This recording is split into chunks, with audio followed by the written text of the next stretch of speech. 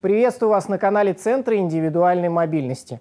Halton Tony – популярнейшая модель электросамоката 2020-2021 года.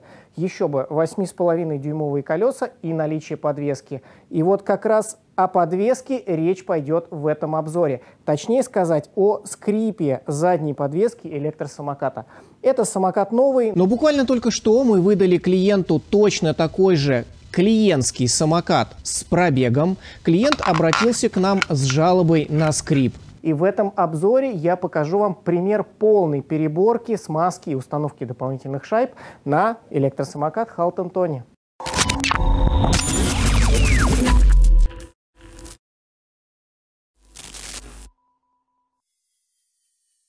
Первым делом, чтобы добраться до деталей подвески, необходимо снять пластиковые крышки и с одной, и с другой стороны.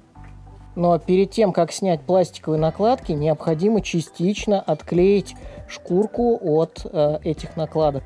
Подвеска выглядит абсолютно элементарно. На небольших кронштейнах крепится основание блока амортизатора, так ее назовем.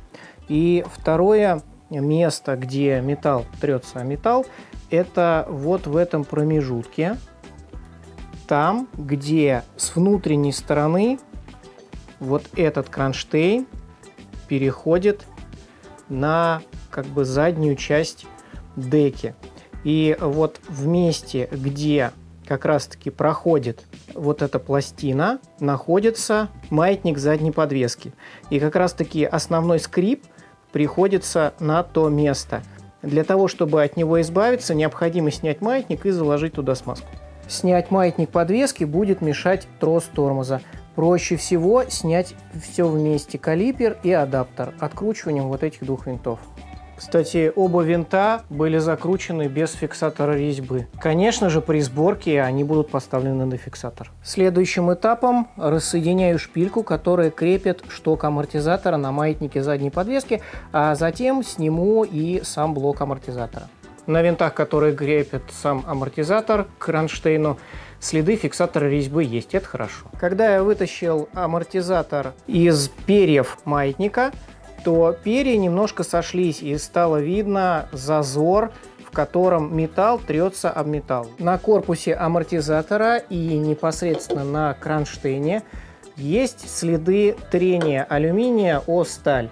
Это, конечно, неправильно, здесь явно не хватает смазки. Ось подвески удобно выбить, вкрутив винт, подходящий по диаметру.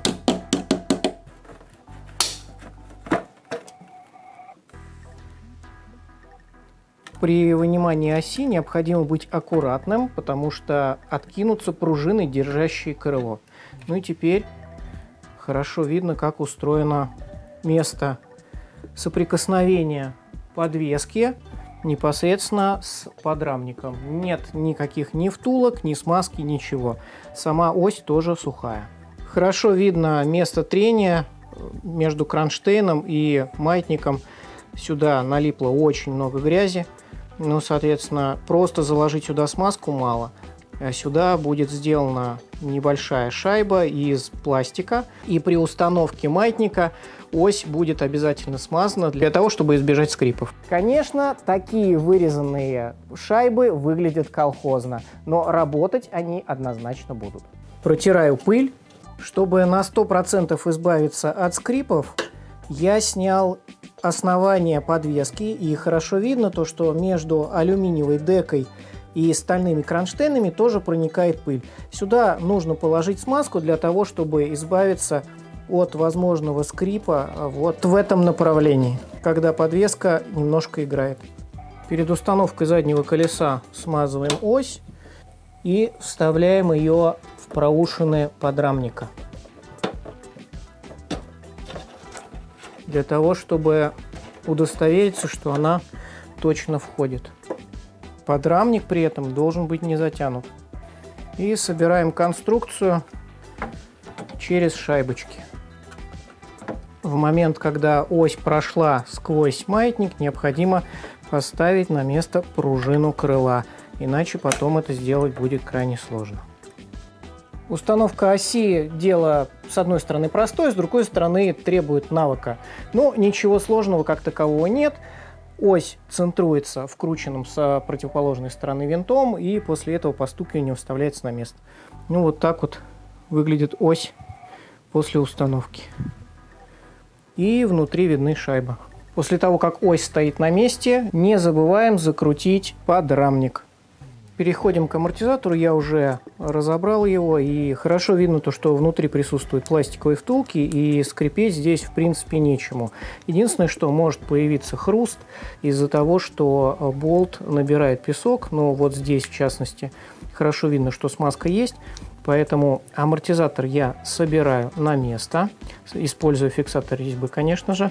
А сверху после чистки будет надет пыльник. Перед установкой амортизатора хорошенько смазываем ось его основания, а также втулку, на которой качается амортизатор.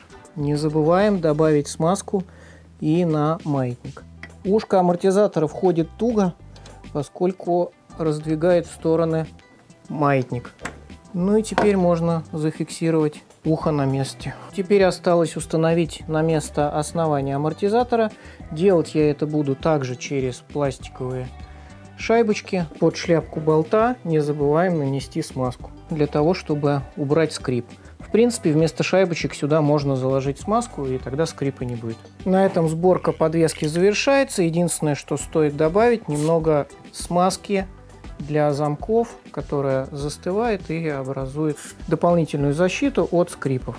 Завершается сборка установкой пластиковых крышек, которые, кстати, хорошо надо притянуть, иначе они тоже будут скрипеть. Ну а также наклейкой наждачки, покрывающей деку. Ну и завершается сборка установкой на место тормоза. Давайте послушаем, что получилось. Специально кладу микрофон рядом с самокатом, убираю подставку, слушаем. Просто касаюсь деки наперекос, абсолютная тишина.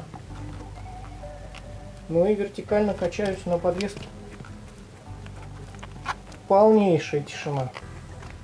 Переборка, которую я показал в этом обзоре, это достаточно большое количество времени. И при предпродажной подготовке мы смазываем детали, не всегда разбирая каждый элемент.